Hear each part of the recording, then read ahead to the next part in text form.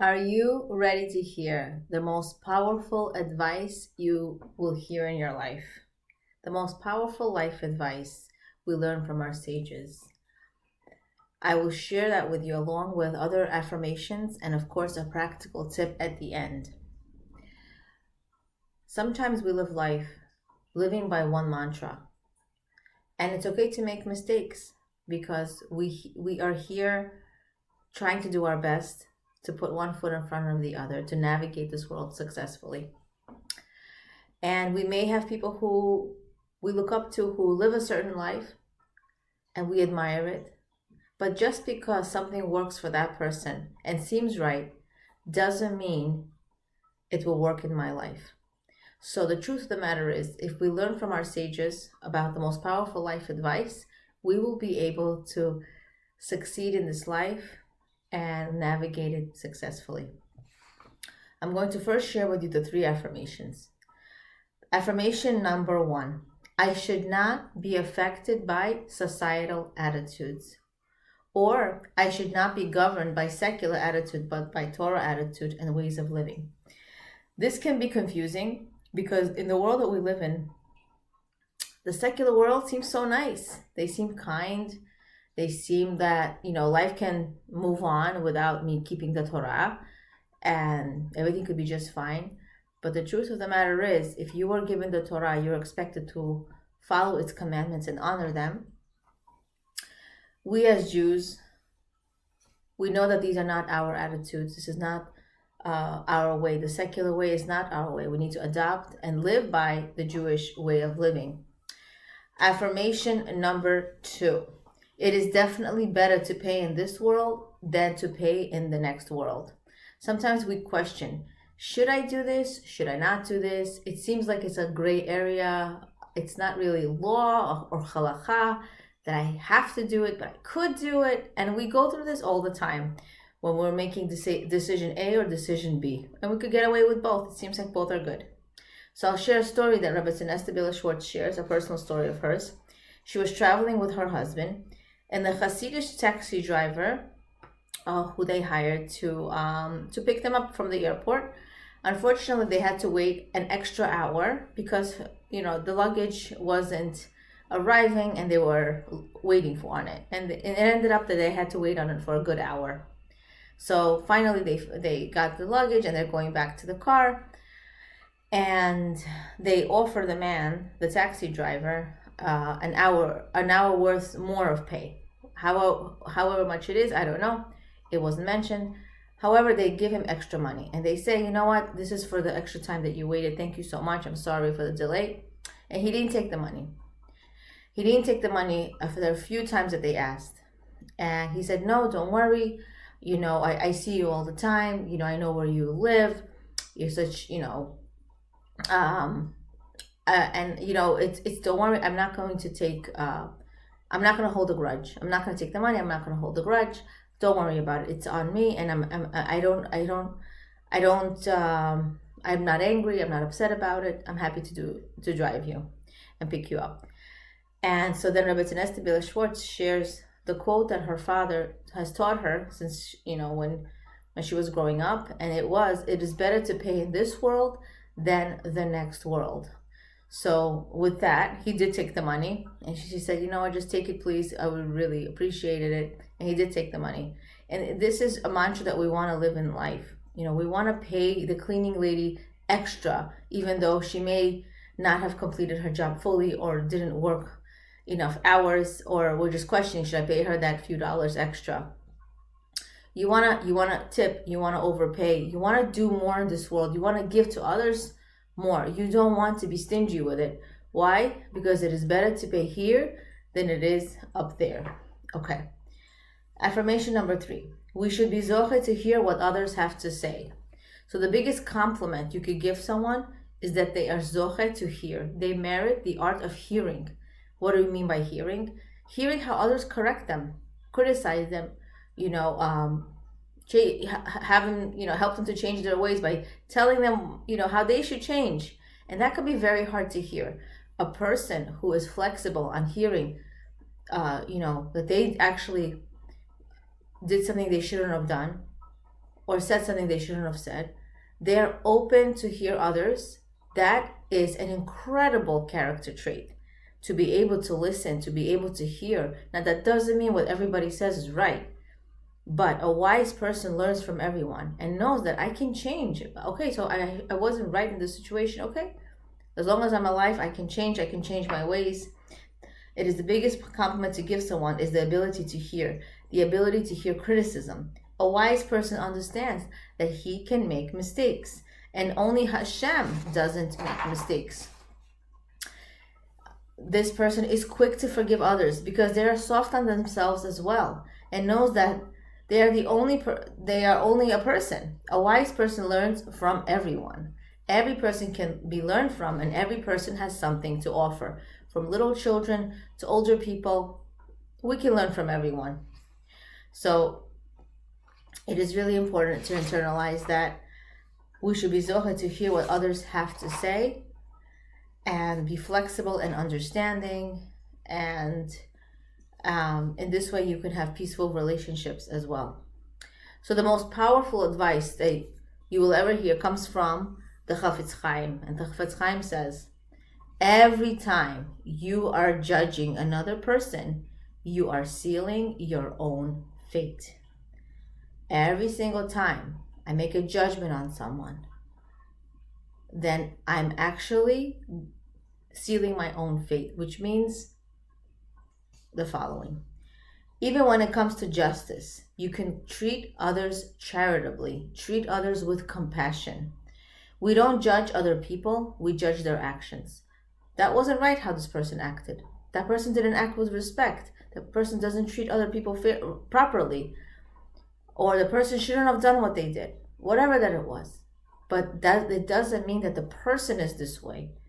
Their action was wrong. So we don't want to label people. We don't want to judge other people. We judge actions. We cannot judge others.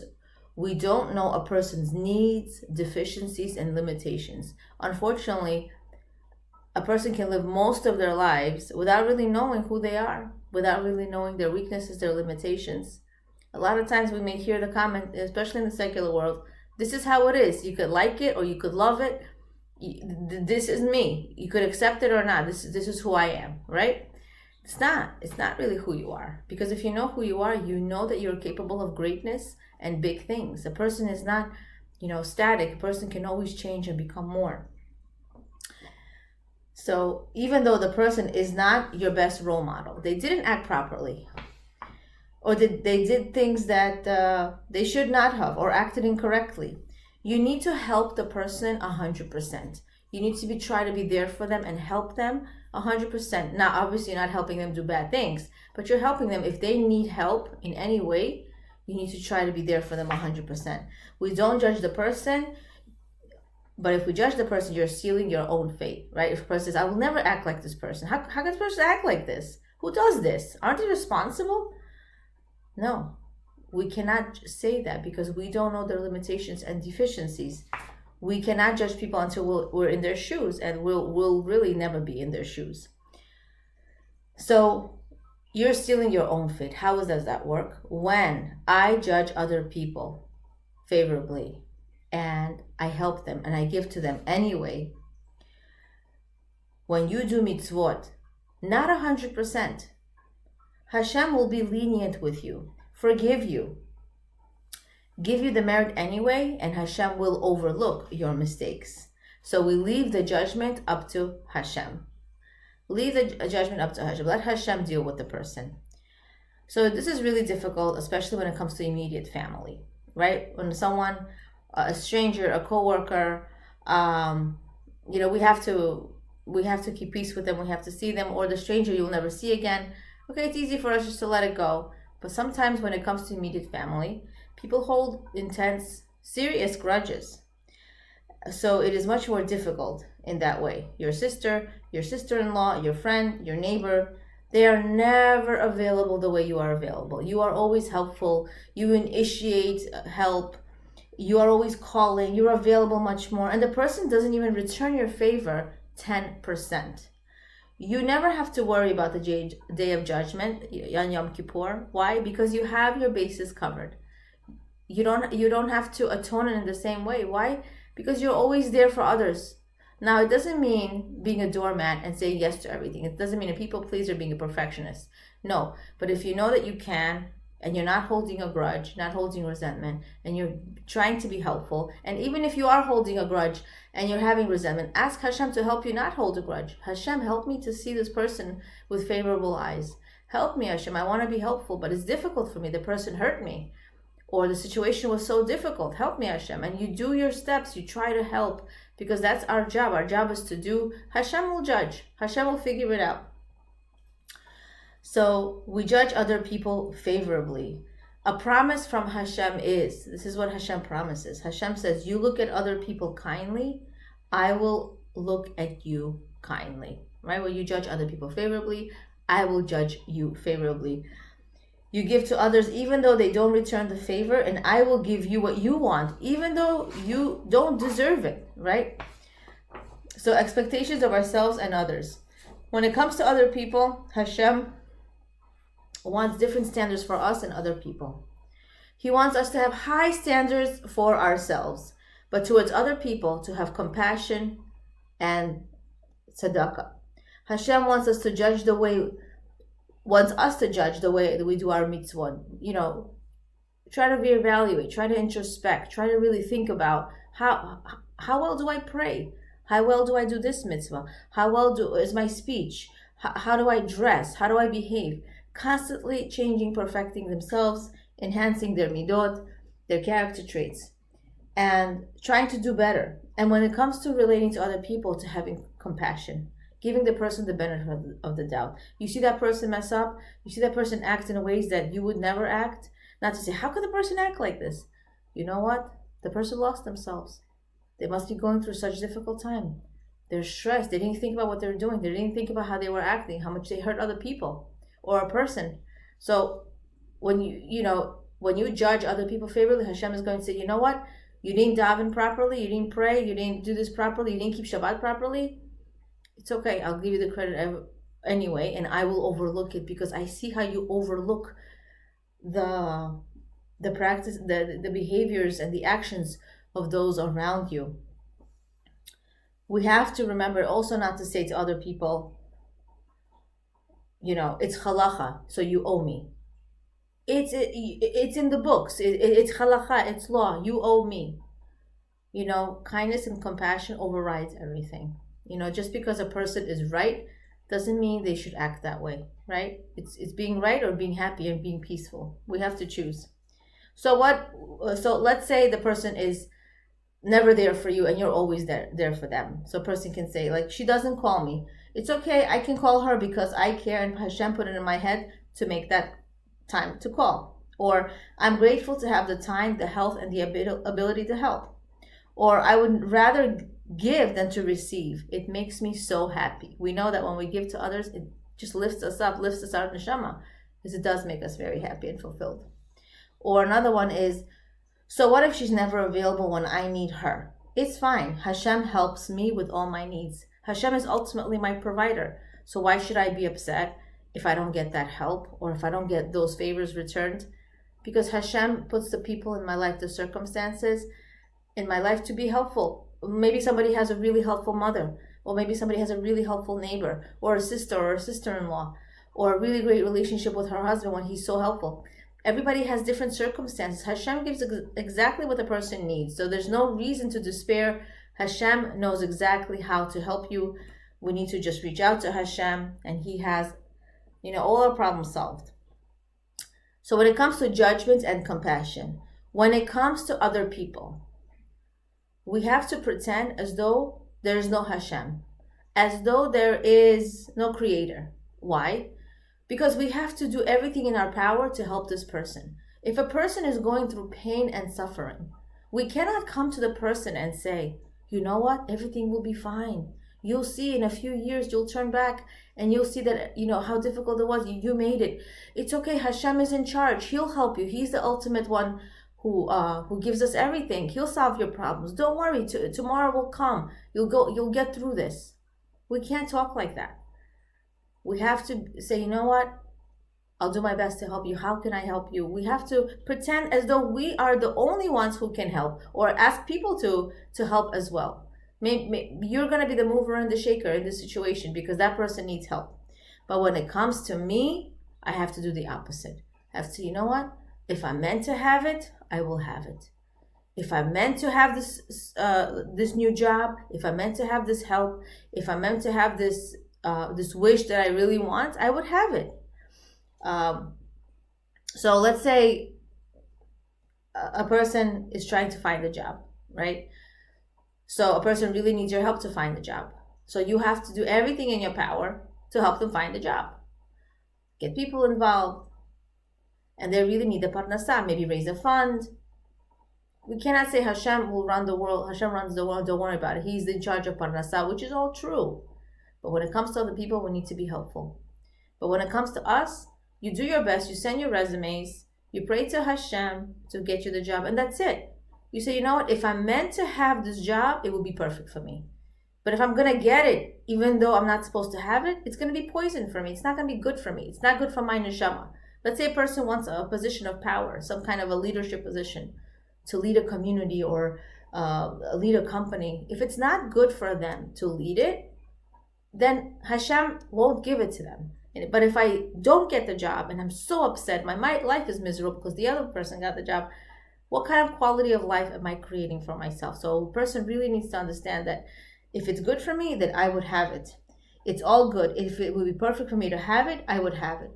But if it would be not good for me, then it wouldn't be good for my neshama. It really wouldn't.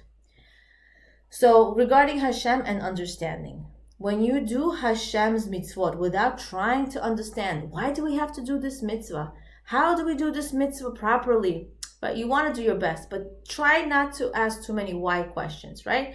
We as Jewish people don't ask why, we ask, what can I do? So Hashem responds in kind, even though he does not understand the way you did your mitzvot. Why did you pray this way? Why did you keep Shabbat this way? He will do your will and fulfill your wants without even trying to understand your actions. He will also give you benefit of the doubt. And we need to understand that as a human being, I can understand that Hashem can be understood to a certain point. I'm a human being, right? But Hashem is bigger than me. You know, we trust specialists. Our phone breaks, we go to the company and they say, you need to get a new phone. Okay, we spend a few $100s on a new phone, right? Or we go to, nobody should ever need a surgeon. You go to a surgeon, they really need you to have it. They tell you need a surgery done. We trust that doctor's opinion, even if we go to a few opinions, right? We hear out a few doctors, but we trust it, right? Hashem created us. He is our creator. He knows how we function. He knows how we succeed. He knows how we can thrive in this world. Let us leave our trust onto Hashem. We need to trust that He's running the world properly. So when I do mitzvot without questioning Him so much, of course I want to learn about the mitzvah, but I don't want to say, if I understand this mitzvah, then I'm going to do it. We don't understand how a lot of things work in life. We don't even understand how the phone properly works. Like, why is it that we leave that up to the specialist and we question Hashem? So we want to work on our trust and bitachon in Hashem, that He runs the world properly, that He gave me this mitzvah to become more, to become better, really to benefit myself, for my own benefit, right? He's giving me the vitamins in this world to thrive. So the best life advice, the most powerful life advice is that we will seal our own fate by judging others with rosy colored glasses. And I want to leave you with an affirmation. I should be zoche to judge others with rosy colored glasses. I should merit to look at others and judge others with rosy colored glasses. Give them the benefit of the doubt. Tell them they had a hard day. Tell myself that it's okay, they made a mistake. I also make mistakes. I also have flaws. And in this way, we can seal an amazing fate for us for all eternity. Appreciating the insights of Rabbitin Esther Baylor Schwartz, Leah Abramov, being and becoming, awakening awareness of your greatness and potential.